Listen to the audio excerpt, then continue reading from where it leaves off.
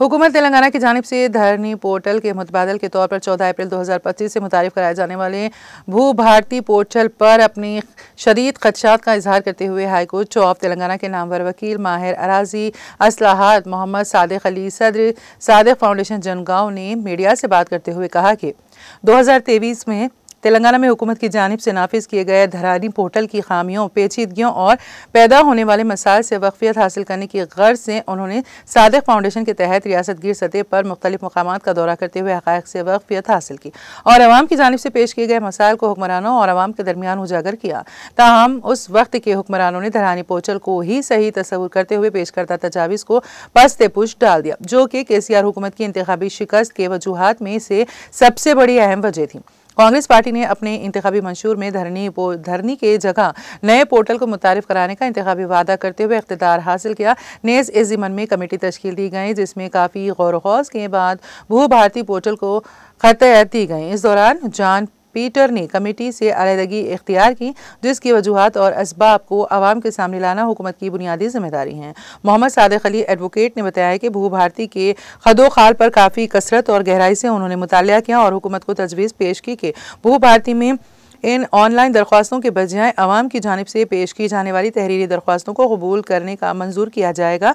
मसाइल की समाअत व बरवक्त यकसुई को यकीनी बनाया जाए। इस ज़िमन में हाई कोर्ट ऑफ तेलंगाना के मुअज़्ज़िज़ जज जस्टिस लक्ष्मण ने फैसला सुनाते हुए हुकूमत को मुतनबे किया था कि धरनी पोर्टल में किसी दरमियानी अफराद या ब्रोकरों की मदाखलत के बगैर अवाम से तहरीरी दरख्वास्तें हासिल की जाएँ।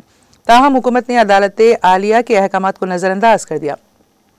जस्टिस लक्ष्मण साहब ने हुकूमत से इस्तफसार किया था कि ज़िला आदिलाबाद में रहने वाली कबायली घरेलू खातून आया किस तरह इन ऑनलाइन निज़ाम से अराजी हासिल कर सकती हैं, जिसका हुकूमत ने कोई जवाब नहीं दिया। मोहम्मद सादिक अली एडवोकेट ने हुकूमत तेलंगाना को तजवीज़ पेश की कि भू भारती में दरमियानी अफराद ब्रोकरों की मदाखलत की कोई गुंजाइश ना रखी जाए, जिससे भू भारती की तश्कील का असल मकसद ही फौत हो जाएगा। రాష్ట్ర ప్రభుత్వము ప్రారంభించబోయే భూభారతికి సంబంధించి నేను కొన్ని విషయాలని రాష్ట్ర ప్రభుత్వం దృష్టికి, అంతేకాకుండా సమస్త ప్రజానికం దృష్టికి తీసుకురాగలిచాను.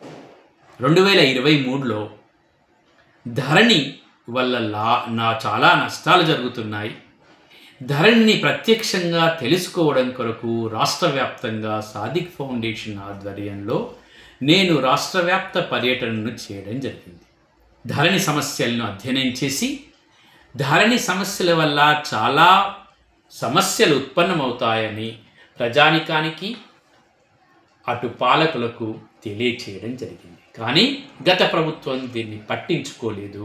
ఇది మేము సరిగానే చేశామని అనుకోవడం వల్లనే వారు నేడు ఓడిపోవడానికి గల ఒక ప్రధాన కారణములలో మరి ధరణి కారణమైందని చెప్పుకోవచ్చు. ఆ సందర్భంలో కాంగ్రెస్ మేనిఫెస్టోలో మేము ధరణిని రద్దు చేస్తాం, ఆ ధరణి స్థానంలో మేము వేరే పోర్టల్ని తెస్తామని రాష్ట్ర ప్రభుత్వం కొంత కసరత్తు చేసిన మాట నిజం.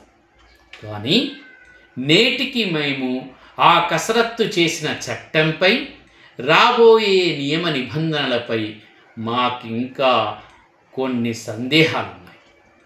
ఇది ప్రజానికానికి పనికొస్తుందా, ఇది ప్రజానికానికి దగ్గరగా ఉంటుందా అనేది మా ప్రధానమైన ప్రశ్న.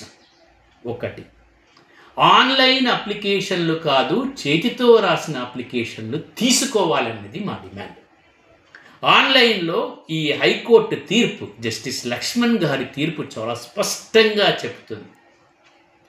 ధరణి ఏ అంశాల మీదైతే నిలబడిందో ఆ అంశాలను తాను చేయలేకపోవడం, ఆ ఆశయాలను చేయలేకపోవడం వల్లనే ఈ ఉత్పన్నమైందని చెప్తారు ఆ తీర్పులో ఏమని చెప్తారంటే, ఆదిలాబాద్కు చెందిన ఒక మహిళ తన స్వతహాగా ఆన్లైన్లో దరఖాస్తు ఎలా చేయగలుగుతుంది, మరి దళారులను పట్టుకోవలసిందే కదా, మరి దళారులకు స్థానం ఇస్తుంది కదా అనే హైకోర్టు ప్రశ్నని ఇక్కడ భూభారతి తీసుకోవలసింది.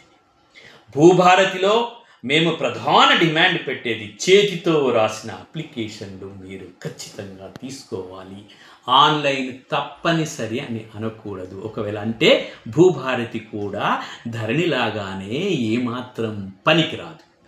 నెంబర్ 2, భూమి సర్వే జరగనంత వరకు ఏ సమస్యలు పరిష్కారం కావు. ఎప్పుడో గతంలో 40-50 ఏళ్ల క్రితం చేసిన సర్వే పనికి రాదు అని పదే రాష్ట్ర ప్రభుత్వానికి చెప్పడం జరిగింది. కానీ ఈ చట్టంలో తాత్కాలిక భూధార్ కార్డు, స్వాస్థ్య భూధార్ కార్డు ఏంటండి?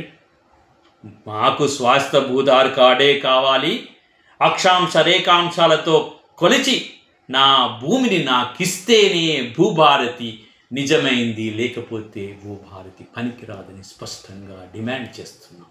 కాబట్టి ఎన్ని లక్షల కోట్లైనా పర్వాలేదు, కేంద్ర ప్రభుత్వం నుంచి నిధులున్నాయి, ఈ రాష్ట్ర ప్రభుత్వం తీసుకురావాలి. భూభారతి అంటేనే సర్వే జరగాలి, సర్వే ఉంటేనే భూభారతి అని మేము ఒప్పుకోవాలి. మీరు లేకపోతే మాత్రం భూభారతిని మేము ఎట్టి పరిస్థితుల్లో కూడా అంగీకరించాం. దీని మీద మేము మళ్ళీ ప్రజల్లోకి వెళ్ళాల్సి వస్తుందని భూ నిపుణులుగా మేము డిమాండ్ చేస్తున్నాం.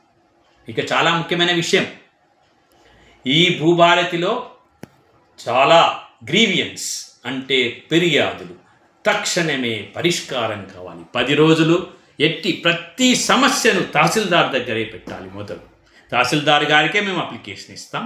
మా అప్లికేషన్ను 10-15 రోజుల్లో మీరు కనుక పరిష్కరించకపోతే ఆర్డీఓకి వెళ్తాం. ఆర్డీఓ 10 రోజుల్లో పరిష్కరించకపోతే కలెక్టర్కి వెళ్తాం. కలెక్టర్ 10 రోజుల్లో పరిష్కరించకపోతే ట్రిబ్యునల్కి వెళ్తాం. ట్రిబ్యునల్ పరిష్కరించకపోతే హైకోర్టుకి వెళ్తాం. ఈ విధంగా సోపానాలు భూభారతిలో ట్రిబ్యునల్ విషయంలో రావాల్సిందే. అది వస్తే ఖచ్చితంగా ఉండాల్సిందే. అది మా ప్రధాన డిమాండ్. అది లేకపోతే భూభారతిని అంగీకరించే పరిస్థితి లేదు. ఇంకా చాలా ముఖ్యమైన విషయం ఏంటంటే, ఏదైనా తప్పు చేస్తే ఆ ఎంఆర్ఓ మీద, ఆ తహసీల్దార్ మీద, ఆ ఆర్డీఓ మీద, ఆ కలెక్టర్ మీద ఖచ్చితంగా క్రిమినల్ చర్యలు తీసుకోవాల్సిందే. ఇక్కడ అధికారులందరూ కుమ్మక్కై ఆ చట్టంలో తమ మీదికి ఏమీ రాకుండా చేసుకోవడం భూభారతికి స్పష్టతనివ్వదు. అట్టి భూభారతిని మేము ఒప్పుకోము. భూభారతిలో ఖచ్చితంగా అధికారులపై చర్యలు ఉండాల్సిందే. భూ భాగోతాలకు వారే కారణం కాబట్టి ఖచ్చితంగా వారిపైన చర్య ఉండాల్సిందే. వీటన్నిటినీ పరిశీలించుటకు మరి మీరేసిన కమిటీ ఏం చేసిందో మాకు తెలియదు. ఆ కమిటీలో లుకలుకలు ఏమిటో తెలియదు. మరి ఆ పీటర్ ఎందుకు బయటికి వెళ్ళారో తెలియదు. మరి ఏం జరిగిందో తెలియదు. మీరు ఏం చేస్తున్నారో తెలియదు.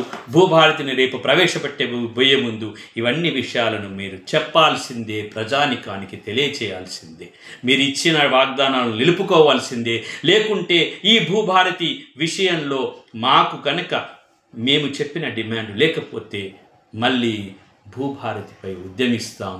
మళ్ళీ ఆ విధంగా ఏ రోజైతే బంగాళాఖాతంలో ధరణి పడిందో, ఈరోజు బంగాళాఖాతంలో అన్ని సప్త సముద్రాల్లో మీ భూభారతిని పడేస్తామని చెప్తూ, ప్రజానికం పడేస్తుందని చెప్తూ మీరు జాగ్రత్తగా భూభారతిని తీసుకురావాల్సిందిగా భూ నిపుణుడిగా నేను కోరుతున్నాను.